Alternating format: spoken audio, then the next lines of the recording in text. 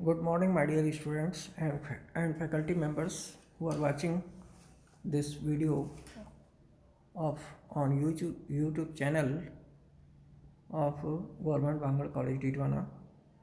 Myself, Dr. A.K. Gautam, Department of Zoology, Government College Didwana.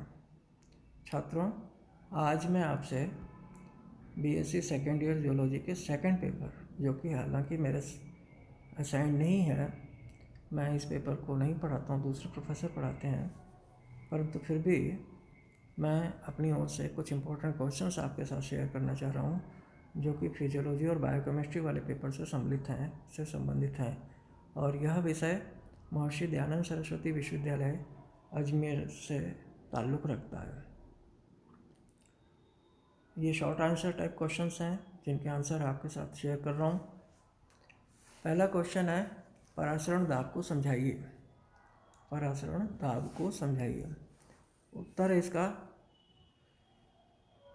विलायक का अर्धपारगम्य झिल्ली द्वारा निम्न सांद्रता से अधिक सांद्रता वाले विलयन की तरफ गमन करने पर विलायक द्वारा झिल्ली पर बनाया गया द्रव स्थितिक दाब, जो उसे पुनः विपरीत दिशा में बहने से रोकता है, परासरण दाब कहलाता है। विलायक का सेमी परमेबल मेम्ब्रेन द्वारा लो कंसंट्रेशन से हाई कंसंट्रेशन वाले विलयन की तरफ गमन करने पर विलायक द्वारा झिल्ली पर बनाया गया द्रव स्थितिक दाब, जो उसे पुनः विपरीत दिशा में बहने से रोकता है, परासरण दाब के नाम से जाना जाता है। इसी तरह से दूसरा प्रश्न है, कोलाइडोपैक्सी क्या है? जब कोशिका झिल्ली द्वारा अंतर्ग्रहित ठोस पदार्थ सेल मेम्ब्रेन द्वारा एंगल्फ किया गया ठोस पदार्थ कोलाइडीकरण के रूप में हो तो यह क्रिया कोलाइडोपैक्सी कहलाती है। इसका एग्जाम्पल है ल्यूकोसाइट्स या न्यूट्रोफिल्स तथा मैक्रोफेज में देखने को मिलती है। इसी तरह से तीसरा प्रश्न है, ट्रांस एमिनेशन को समझाइए। आंसर क्या होगा इसका? ट्रांस एमिनेशन का आंसर होगा एमिनो समूह NH2 ग्रुप जो होता है का एक यौगिक से दूसरे यौगिक पर स्थानांतरण, एक मॉलिक्यूल से दूसरे मॉलिक्यूल पर स्थानांतरण ट्रांस एमिनेज एंजाइम की उपस्थिति में होता है और इसे ट्रांस एमिनेशन कहते हैं। चौथा प्रश्न, विद्युत हृदय पर लेख लिखें। यह लेख क्या है? हृदय स्पंदन की दर को, आंसर इसका होगा हृदय स्पंदन की दर को इलेक्ट्रोड से जोड़कर आरेख रूप में दर्शाना विद्युत हृदय लेख कहलाता है, जिसको कि कार्डियोग्राम भी कहते हैं, इलेक्ट्रोकार्डियोग्राम, ECG इसकी शॉर्ट फॉर्म है विद्युत हृदय आलेख या लेख, जिसको इलेक्ट्रोकार्डियोग्राम के नाम से जाना जाता है, ये वो होता है। अगला प्रश्न, तंत्रिकीय प्रेषक क्या हैं? आंसर लिखेंगे, उत्तर वे होगा, इसका आंसर ये होगा, वे रासायनिक प्रेषी पदार्थ जो तंत्रिका आवेग को प्रेरित करते हैं। ये पदार्थ प्रेरक तथा संदमक दोनों हो सकते हैं। इसका एग्जाम्पल होगा एसिटाइल कोलिन और नॉरएफिनेफ्रिन GABA। इसी तरह से प्रश्न बनता है, रजोनिवृत्ति क्या होती है? इंग्लिश में कहते हैं what do you mean by menopause? इसका आंसर है, ह्यूमन फीमेल्स में 45 से 55 वर्ष की आयु के मध्य ऋतुस्राव चक्र स्थायी रूप से रुक जाता है या बंद हो जाता है। यह अवस्था मीनोपॉज या रजोनिवृत्ति कहलाती है। अगला प्रश्न है, जल एवं इलेक्ट्रोलाइट संतुलन नियंत्रित करने वाले दो हार्मोन्स का नाम लिखें। जल एवं इलेक्ट्रोलाइट संतुलन को नियंत्रित करने वाले दो हार्मोन्स का नाम लिखें। इसका आंसर होगा एंटीडाईयूरेटिक या वैसोप्रेसिन। पहला आंसर है एंटी डायूरेटिक या वैसोप्रेसिन। ये यूरिन फ्लो को नियमित करता है, किडनी के फंक्शंस को नियमित करता है, अल्ट्राफिल्ट्रेशन को। दूसरा होता है एल्डोस्टेरोन या मिनरलोकॉर्टिकॉइड्स। इसी तरह से प्रश्न है श्वसन में हीमोग्लोबिन की क्या भूमिका है। आंसर, हीमोग्लोबिन रुधिर में घुलित ऑक्सीजन को फेफड़ों से अन्य ऊतकों में पहुंचाता है। हीमोग्लोबिन रुधिर में घुलित ऑक्सीजन को फेफड़ों से अन्य टिश्यूज़ में, लंग्स से अन्य टिश्यूज़ में पहुंचाता है। ये हीमोग्लोबिन का फंक्शन है। हीमोग्लोबिन प्लस ऑक्सीजन जुड़ करके ऑक्सी हीमोग्लोबिन बन जाता है। इसी तरह से प्रश्न है विटामिन ए की कमी के कारण होने वाले 2 रोगों के नाम लिखें। विटामिन ए की डेफिशिएंसी से जो रोग होते हैं उनका आंसर। तो विटामिन ए की कमी से जो रोग होता है उसको कहते हैं रतौंधी। पहला आंसर है रतौंधी और दूसरा है कैरोटीनी भवन या केरेटिनाइजेशन। इसी तरह से अब कुछ बड़े प्रश्न हैं, जैसे हाइपोथैलेमस द्वारा शरीर का ताप नियंत्रण कैसे होता है। हाइपोथैलेमस द्वारा शरीर का टेम्परेचर रेगुलेशन कैसे होता है। आंसर होगा हाइपोथैलेमस तंत्रिका स्रावी या थायराइड तथा एड्रिनल क्रियाओं द्वारा दैहिक ताप पर नियंत्रण रखता है। यह अग्रभाग की तंत्रिका कोशिका अधिक ताप तथा पश्च भाग की तंत्रिका कोशिका द्वारा कम ताप पर अनुक्रिया करता है। इसको इस तरह से समझिए कि अधिक ऊष्मा वाला ताप होता है ऊष्मा उत्पादन, और कम ताप या ठंडक ऊष्मा का वास। तो अधिक ताप पर ऊष्मा उत्पादन जब होता है तो वो क्या होता है, यहाँ पर देखिए हाइपोथैलेमस है, यहाँ से शुरू करिए, हाइपोथैलेमस है, यहाँ से नर्व इम्पल्स आता है, तंत्रिका आवेग आता है, ये थायराइड और एड्रिनल ग्रंथि तक पहुँचता है। हाइपोथैलेमस से न्यूरल तंत्रिका आवेग जो है कहाँ जाता है, थायराइड एवं एड्रिनल ग्रंथि पर जाता है और मसल्स पर जाता है, पेशियों पर। यहाँ से इन ग्लैंड से, एड्रिनल, थायराइड से और मसल से कोशिका उपाप चयन पर प्रभाव पड़ता है और अधिक ऊष्मा और ताप और ऊंचा टेम्परेचर होता है।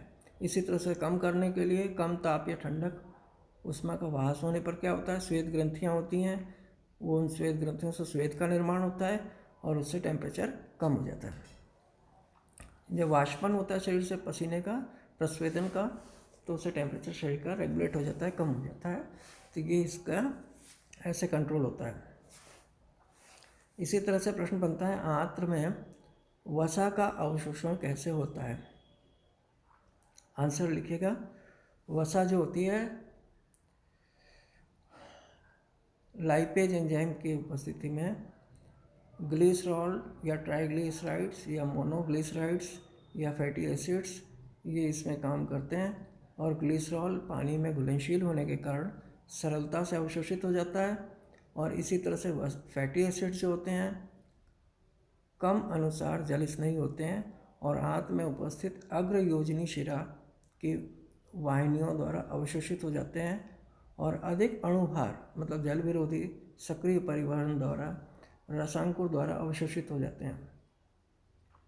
इसी तरह से तीसरा पॉइंट है मोनोग्लिसराइड या काइलोमाइक्रॉन, यह सक्रिय परिवहन द्वारा रसांकुर द्वारा उपयोग में रसांकुर द्वारा ऑब्जर्व होता है और पित्त लवण तथा लेसिथिन वसा के पायसीकरण में महत्वपूर्ण होते हैं। ये प्राकृतिक अपमार्जक के समान कार्य करते हैं। पित्त लवण एवं लेसिथिन मॉलिक्यूल्स का एक भाग ध्रुवीय तथा उसका भाग अध्रुवीय होता है, इसका दूसरा भाग जो होता है नॉन पोलर होता है। अध्रुवीय भाग वसा गोलिकाओं की सतह में घुल जाता है तथा ध्रुवीय भाग भोजन में उपस्थित जल में विलेय रहता है। इस क्रिया के कारण वसा गोलिकाओं का पृष्ठ तनाव कम हो जाता है और जिसके कारण बड़ी वसा गोलिकाएं फैट ग्लोब्यूल्स जो होते हैं वो छोटे आकार की ऑयल ड्रॉपलेट्स में टूट जाते हैं, छोटे आकार की वसा बूंदों में टूट जाते हैं और इस क्रिया को पायसीकरण कहते हैं। इसमें क्या होता है कि वसा और पित्त मिलकर के वसा पायसीकृत वसा में परिवर्तित हो जाती है। अब एक प्रश्न है कि माइलिन आच्छादित तंत्रिका तंतु में तंत्रिका आवेग का प्रेषण किस प्रकार से होता है। आंसर लिखेंगे, माइलिन आच्छादित झिल्ली लिपिड की बनी होने के कारण उच्च विद्युतीय प्रतिरोधक या अवरोधक की तरह कार्य करती है और इसकी उपस्थिति के कारण आवेग या विद्युत उत्तेजनशीलता का बाह्य वातावरण से संबंध केवल रेनवीयर की पर्व संधियों पर सीमित रहता है।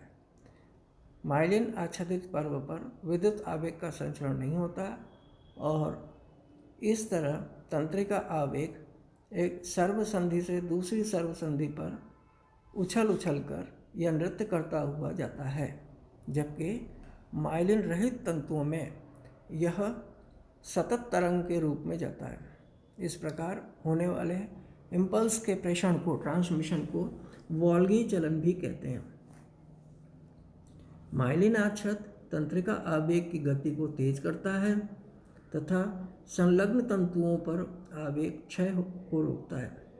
माइलिन आच्छादित तंत्रिका तंतु में व्यास अधिक माइलिन रहित तंत्रिका तंतु के कारण आंतरिक प्रतिरोधकता कम, जिससे आवेग प्रतिरोधकता को कम करके जिससे आवेग की गति तेज हो जाती है। इस प्रकार से पहुँचता है। अब आपसे प्रश्न पूछा जाता है कि कोराई चक्र का वर्णन करें, तो आंसर लिखेंगे, ऑक्सीजन की अनुपस्थिति में पेशियों को ऊर्जा पायरुविक एसिड या ग्लाइकोलाइसिस से प्राप्त लैक्टिक अम्ल में बदलने के कारण मिलती है। पायरिक एसिड लैक्टिक एसिड में कन्वर्ट होता है और लैक्टिक डिहाइड्रोजिनेज इसमें एंजाइम काम आता है। यह लैक्टिक अम्ल रुधिर में विसरित होकर यकृत में पहुंचता है और यहाँ 80% लैक्टिक अम्ल ग्लाइकोजन में परिवर्तित हो जाता है और 20% लैक्टिक अम्ल का ऑक्सीकरण होता है, जिससे मसल्स को ऊर्जा मिलती है। ये लैक्टिक अम्ल कार्बन डाइऑक्साइड और पानी से मिलकर इस प्रकार ग्लूकोज के रूप में ब्लड में तथा पुनः ग्लाइकोजन के रूप में आता है और यहाँ ग्लाइकोलाइसिस द्वारा पुनः पायरुविक अम्ल फिर से लैक्टिक अम्ल में बदलता है और यह समस्त क्रियाएं कोराई चक्र कहलाती हैं। जैसे आपने देखी डायग्राम में, ये पेशी है, ये ब्लड है, ये यकृत है। तो पेशी वाले रीजन में क्या होता है, सबसे पहले पेशी वाले रीजन में ग्लूकोज जो है पेशी से पायरुवेट प्लस हाइड्रोजन आयन ये लैक्टिक डिहाइड्रोजिनेज बन जाता है और फिर ये लैक्टिक अम्ल प्लस NAD आयन में परिवर्तित हो जाता है। फिर इधर यकृत में क्या होता है, यकृत से पायरुवेट H आयन और लैक्टिक डिहाइड्रोजिनेज बनता है, लैक्टिक अम्ल प्लस NAD प्लस आयन बनता है। तो शुरू यहाँ से कीजिए इसको। लैक्टिक अम्ल जो होता है मसल्स के अंदर बच जाता है ज़्यादा, तो लैक्टिक डिहाइड्रोजिलेज एंजाइम की उपस्थिति में पायरुवेट और H आयन में परिवर्तित होता है। ये फिर ग्लूकोज में टूटता है, ग्लूकोज फिर पायरुवेट H में और फिर लैक्टिक डिहाइड्रोजिलेज और लैक्टिक अम्ल में परिवर्तित। इस तरह से ये जो चक्र चलता है, यहाँ से देखिए, यहाँ से शुरू किया लैक्टिक अम्ल से, वापस से लैक्टिक अम्ल पर आ गए, इसको कहते हैं कोराई साइकिल। इसी तरह से प्रश्न होता है, एमिनो अम्ल के विअमीनीकरण विकार्बोक्सीकरण में अंतर स्पष्ट कीजिए। एमिनो अम्ल उपापचय में के समय निम्नलिखित दो क्रियाएं प्रारूपिक रूप से संपन्न होती है। पहले होती है डीएमिनेशन या विअमीनीकरण और दूसरी होती है डीकार्बोक्सिलेशन। तो डीएमिनेशन में क्या होता है, एमिनो एसिड्स के उपापचय के समय प्रथम पद में इससे अमोनिया का निष्कासन होता है और यह विधि जिसके द्वारा एमिनो एसिड से एमिनो समूह निष्कासित किया जा सकता है विअमीनीकरण कहलाता है। और यह क्रिया यकृत तथा वृक्क टिश्यूज में होती हैं और विअमीनीकरण के बाद ही एमिनो अम्ल ऑक्सीकारी पथ पर प्रवेश करते हैं और यह निम्न दो प्रकार से होता है। पहला ऑक्सीकारी विअमीनीकरण ऑक्सीडेटिव डीएमिनेशन भी कहते हैं इंग्लिश में इसको। और इस विधि में एक एमिनो एसिड के मॉलिक्यूल से अमोनिया का एक मॉलिक्यूल पृथक हो जाता है और यह क्रिया फ्लेविन एंजाइम के समूह के द्वारा संपन्न होती है। इन्हें एमिनो अम्ल ऑक्सीडेज, एमिनो एसिड ऑक्सीडेज कहा जाता है और यह क्रिया अनेक पदों में पूर्ण होती है, जिसमें फ्लेविन पदार्थ एक हाइड्रोजन ग्राही की तरह कार्य करता है और यह क्रिया निम्न रूप से प्रदर्शित की जा सकती है। इस क्रिया में मुख्यतः यकृत सेल्स में ये क्रियाएं संपन्न होती हैं और इस प्रकार ग्लूटामिक एसिड का डीएमिनेशन ग्लूटामिक डिहाइड्रोजिनेज एंजाइम्स की उपस्थिति में लीवर की सेल्स में निम्न प्रकार से होता है। जैसे देखिए यहाँ एलेनिन मॉलिक्यूल है, ये ऑक्साइड आयन के प्रेजेंस में पायरिक एसिड में कन्वर्ट होता है और अमोनिया इससे रिलीज हो जाती है। तो ये डीएमिनेशन हुआ, अमोनिया निकलना। इस प्रकार प्राप्त अमोनिया अत्यंत विषैली होती है तथा इसका शरीर से बाहर निकलना अत्यंत आवश्यक होता है। जलीय जंतुओं जैसे प्रोटोजोआ, पॉलीकीट, एनेलिड, क्रस्टेशिया एवं अन्य वर्ग के आर्थ्रोपोडा, अस्थिल मछलियों, बोनी फिशेज जिनको कहते हैं, टैडपोल, एम्फीबिया का लार्वा, टैडपोल लार्वा मेंढक का आदि में अमोनिया को इसी रूप से बाहर निकाला जाता है। कुछ अन्य जंतुओं में उपस्थित मछलियाँ, वयस्क एम्फीबिया एवं स्तनधारियों में यह क्रिया यूरिया में परिवर्तित होकर मूत्र के साथ बाहर निकाल दी जाती है और इसी प्रकार इंसेक्ट्स, स्नैक्स में तथा बर्ड्स में यह यूरिक अम्ल में परिवर्तित होकर बाहर निकलती है। डीएमिनेशन के बाद में अब आप समझिए ट्रांसएमिनेशन या अमीनांतरण। इस क्रिया में क्या होता है? एमिनो समूह का स्थानांतरण एक यौगिक से दूसरे यौगिक पर होता है और ये क्रियाएं एंजाइम्स द्वारा उत्प्रेरित होती हैं। इन्हें सामूहिक रूप से ट्रांसएमिनेशन कहते हैं और इस क्रिया में एमिनो समूह द्वारा, एमिनो ग्रुप्स द्वारा एमिनो अम्ल से ग्राही कीटो एसिड्स पर स्थानांतरित हो जाता है और जिससे दाता अमीनो अम्ल एक कीटो अम्ल में परिवर्तित हो जाता है तथा ग्राही कीटो अम्ल एमिनो एसिड में बदल जाता है। देखिए यहाँ पर ये कीटो एसिड है, ये किससे बाइंड करता है? एमिनो एसिड से मिलने से बनता है एमिनो अम्ल, ये बना और ये कीटो अम्ल अलग हो गया। तो इस प्रकार से अमीनांतरण का एक उदाहरण एमिनो अम्ल एलेनिन का निर्माण होता है और यह ग्लूटामिक अम्ल से एमिनो समूह का पायरुविक अम्ल में स्थानांतरण से बनता है और इस क्रिया में अल्फा कीटो ग्लूटामिक एसिड का निर्माण होता है। ये ग्लूटामिक एसिड है, ये पायरुविक एसिड है। तो ये ग्लूटामिक एलेनिन ट्रांसएमिनेज और पायरोडॉक्सिल फॉस्फेट की प्रेजेंस में ये बनता है अल्फा कीटो ग्लूटारिक एसिड और एलेनिन बनता है। इस क्रिया में ग्लूटामिक एलेनिन ट्रांसएमिनेज एंजाइम द्वारा पैराडॉक्सिल फॉस्फेट की एंजाइम्स की तरह कार्य करता है और पैराडॉक्सिल फॉस्फेट PDB विटामिन B6 का एक डेरिवेटिव होता है, व्युत्पन्न होता है और जिसकी अमीनांतरण में आवश्यकता होती है। और इसी प्रकार ग्लूटामिक एसिड से एस्पार्टिक अम्ल का निर्माण भी अमीनांतरण का उदाहरण है। इसी तरह से विकार्बोक्सिलीकरण में क्या होता है? इस प्रकार की क्रिया में एमिनो अम्ल के कार्बोक्सिलीकरण समूह से कार्बन डाइऑक्साइड का निष्कासन होता है और इस क्रिया में एमिनो एसिड्स विकार्बोक्सिलेज नामक एंजाइम्स की आवश्यकता होती है जो कि लगभग सभी टिश्यूज़ में पाए जाते हैं और ये सभी एंजाइम्स अपने कार्य के समय पायरोडॉक्सिल फॉस्फेट के को एंजाइम के रूप में कार्य करते हैं। एमिनो एसिड है, विकार्बोक्सिलेशन होता है, एमीन बनता है और कार्बन डाइऑक्साइड रिलीज होती है। Thank you very much. इस प्रकार से ये मैंने कुछ क्वेश्चंस आपसे शेयर किए हैं, इनको आप पढ़िएगा। Thank you very much.